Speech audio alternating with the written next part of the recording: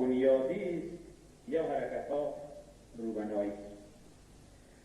چرا امروزه اگر سفینه شوروی در آسمان مورد اصابت موشک‌های امریکا قرار میگیره یا بالعکس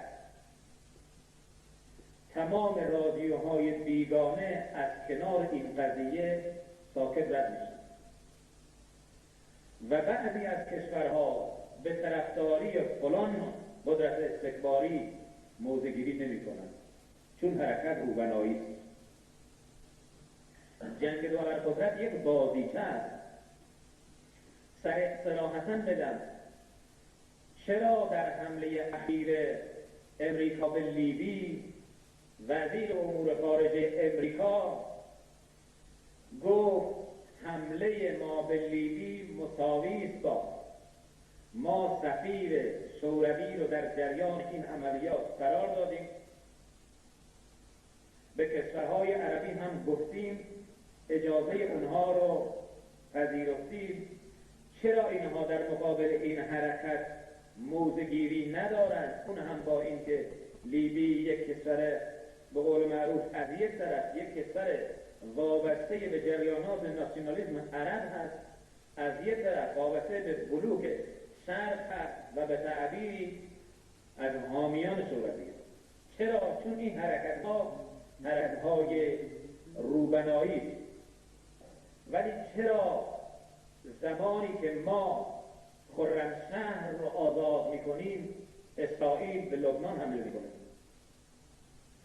چرا زمانی که فاو رو ما متصرف میشیم امریکا به لیبی حمله می‌کنه؟ حمله امریکا به لیبی شخصاً به خاطر مسئله لیبی نیست. امریکا در درگیری با یک کشور 2 میلیونی آبروی خودش رو در جهان ریخته. حمله به لیبی ضرب شست به قول معروف نمایش قدرت به جهانیان که اینها به قول معروف طرفدار اسلامن، یعنی اونها مسئله به قول معروف بنیادیشو میخوان در نظر بگیرن. چرا مستقیما به جمهوری اسلامی حمله نمیکنه؟ خودش میدونه که جامعه انقلابی و اسلامی ما توان و قدرت پاسخگویی به این مسائل رو داره و آماده پذیرش این هست که زیر سلطه و نکبت قدرت‌های استکباری زندگی نکنه. چرا انقلاب فلسطین پیروز نمیشه؟ چون حرکت بنیادی است. چرا چون حرکت روبنایی، چون جریان مسئله یاسر عرفات یک چیزی نیست که از اسلام نشأت گرفته باشه و اون طرز فکر و خطوط فکری که بر سازمان اونجا حاکمه این قطعا نمیتونه یک حرکت بنیادی و مسلمان ساز باشه.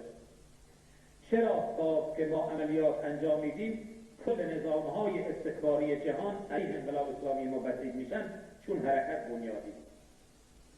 حرکت‌های بنیادی تأثیراتش از موشک‌هایی که با برد کلاهک هسته‌ای پرتاب میشن تأثیراتش بیشتر.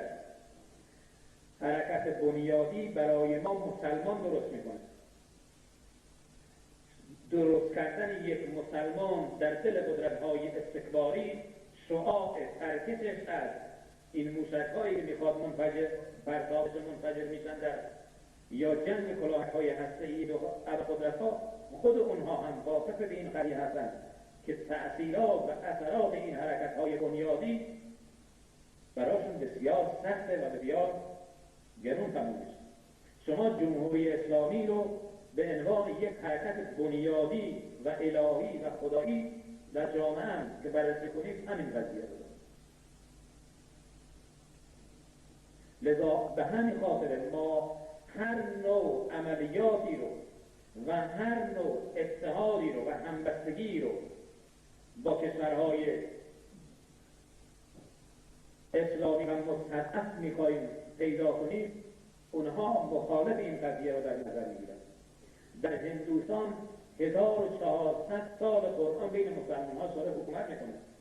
اخیراً به مسلمان ها قانون مجلس هندوستان تصویب کرده قانون برداشتن قرآن به عنوان یک کتاب ممنوع، اینو بردارن و ممنوع است که منتشر بشه و کتاب قرآن فروخته بشه.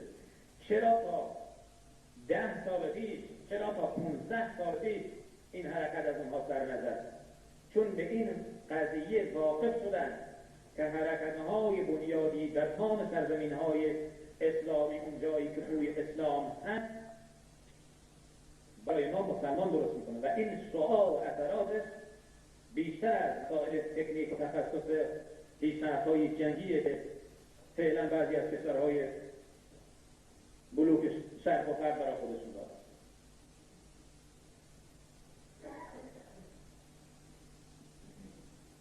امروزه 3 منطقه پر اهمیت و حساس برای ما و عراق در مناطق جنگی بوده و محسوب میشه.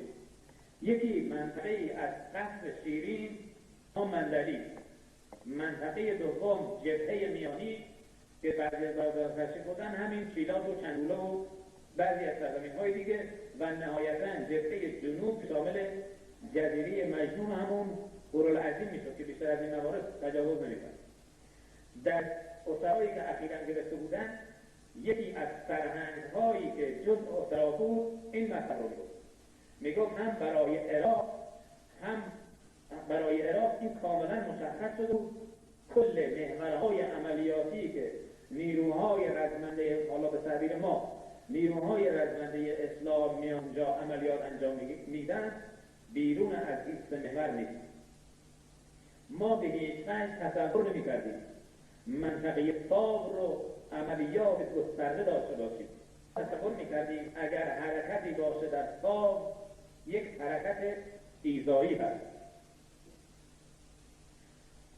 لذا قبل از عملیات فاو برادران اگر در جریان تحلیل مسائل رادیوهای بیگانه بودند، به اهمیت خود موضوعگیری‌های نظامی، سیاسی، اقتصادی عراق قبل از عملیات یک مقداری واقف میشن. قبل از عملیات عراق صریحاً قبل از اینکه ما عملیات رو به این گستردگی دنبال کنیم، عراق صریحاً میگفت که درست هست اون چیزی که من خودم گوش کردم، این تعبیر اونهاست، میگفتن درست هست ما در خاک ایران شکست خورده‌ایم و خسارات تلفات سنگینی بر ما وارد شده، ولی نیروهای عراقی مصمم هستند و در نوارهای مرزی خودشون مستقر شدند و اجازه یک وجه حرکت به نیروهای رزمنده ایران رو نخواهند داد. مسئله عملیات فاو رو که من جزئیاتش رو خدمت برادران عرض نمی‌کنم، خود شما هم در جریانش هستید و مسئولین مملکتی هم صحبت کردن، مطالبی رو در رابطه با اهمیت و اثرات این عملیات خدمت شما عرض کردن. من صرفا میخوام همین یک مطلب رو از اثرات بسیار مهمش رو خدمت شما عرض کنم. بعد از مسئله عملیات فاو، علاوه بر این که تأثیرات بسیار شگرفی رو داشت، من قبل از عملیات فاو خودم رفته بودم، از طریق ماهسر رفته بودیم تو تنگه به اصطلاح هرموسا، از اون طریق اومده بودیم تا دهانه خلیج فارس که این دهانه واسش با فارس خیلی نزدیک بود. با قایق‌های کوچک به اصطلاح تندرو هم می‌رفتیم، چون قایق‌های وسیع‌های بزرگ اینا مورد آماج موشک‌هایی که از قابلیت می‌شد، اون اشیاء بزرگ در دریا مورد هدف‌های موشکی قرار می‌گرفتن. ما خودمون با قایق کوچک بعد از عملیات که رفتیم، یک منطقه بسیار استراتژیک و مهم، جایی که تهدید می‌کرد کل بندر ماهشهر سابق و بندر امام فعلی رو، یعنی اجازه ورود یک کشتی رو از طریق این دهانه که این باعث بیاد تو هرموسا بعدش هم بیاد در بندر کشتی‌های ما لنگر بگیرن نداشت. در همون دهانه تنگه خلیج فاو، همون منطقه دهانه که نزدیک هست، در 15 کیلومتر قضیه فاصله داره، اونجا در اوایل جنگ و در قوه جنگ حدود 40-50 از کشتی‌های باری ما رو همونجا زده بودن. از اثرات مهم این عملیات یکی این بود که این مسئله امنیت آبی در خلیج فارس و بارگیری و تخلیه کشتی‌های ما در مسائل بندر امام ماه اینها این دیگه قاضی شده، حالت وضعیت عادی به خودش گرفته. مهمترین اثر و مهمترین عامل و مهمترین موردی که عملیات فارس داشت همین قضیه بود که میخوام خدمت عزیزان عرض کنم. عراق 1 سال تمام از نظر سیاسی، تبلیغاتی در رسانه‌های کل رسانه‌های خروجی جهان تحقیق می‌کرد که نیروهای رزمنده اسلام تحقیق ماست، نیروهای رزمنده اسلام توان مبارزه و هجوم به خاک عراق رو ندارد. لذا با شروع عملیات و با تقرب چند صد کیلومتر مربع از خاک دشمن در منطقه استراتژی فارس ما این رو به جهانیان اعلام کردیم.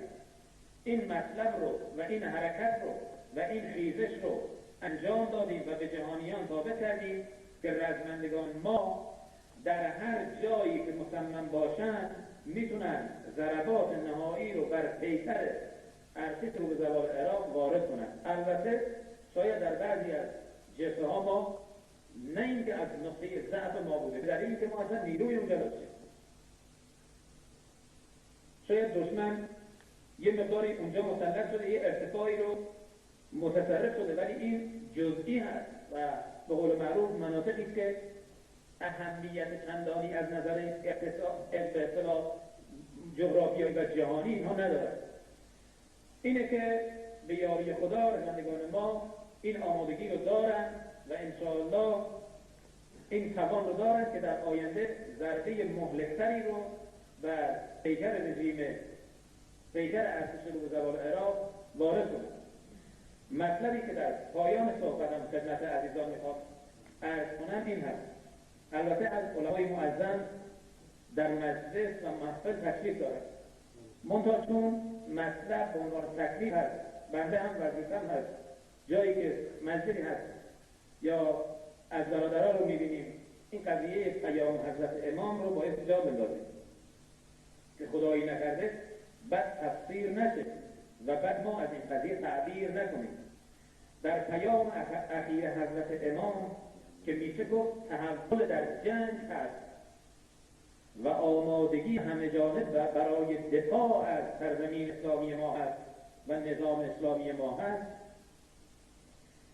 اگر این خاطر مبارک عزیزان باشه، در 2-3 سال گذشته حضرت امام حضور در جبهه ها رو به صورت کفایه، به صورت واجب کفی بر مسلمین تکلیف کنند. یعنی گفتن حضور در جبهه ها واجبه، منتها به صورت کفایه. یعنی اگر یک سختی از نیروهای رزمنده در جبهه ها باشند و نیاز جبهه ها برآورده بشه، تکلیف از دیگران ساقط. در تقسیم واجبات همیشه 2 واجب کنار هم هستند، واجب عینی، واجب کفایی. همون واجب مقدمه، واجب نفسی یا واجب غیری و نفسی، در انواع تقسیم واجبات این 2 تا واجب همیشه با هم هست، واجب عینی، واجب کفایی. فرق واجب عینی و واجب کفایی در این هست: در واجب کفایی اگر واجب به حد منبه الکفایه برسه، یعنی به حد کفایت برسه، تکلیف از دیگران ساقطه. یعنی اگر همینجا به عنوان مثال خدمت عزیزان عرض کنم بگم که این شهر خرم‌آباد احتیاج به 50 تا لیسانس ریاضی داره، بر کسانی که توان و استعداد این رو دارن که برن لیسانسی ریاضی رو بگیرن، این تقریبا به صورت اول بر همه کسانی که استعداد دارن واجب برن این نیاز جامعه رو برطرف کنن. منتها اگر به حد کفایه رسید، یعنی به حد منبه الکفایه رسید، تکلیف از دیگران ساقطه. در پیام اخیر حضرت امام بحث این نیست که آیا یه عده رفتن جبهه تکلیف از دیگران ساقطه یا نه. پیام امام واجب عینی، بلکه مهمتر از واجب عینی، پیام حضرت امام از اهم واجبات الهیه. یعنی مسائل فروع دین رو که بر ما واجب هست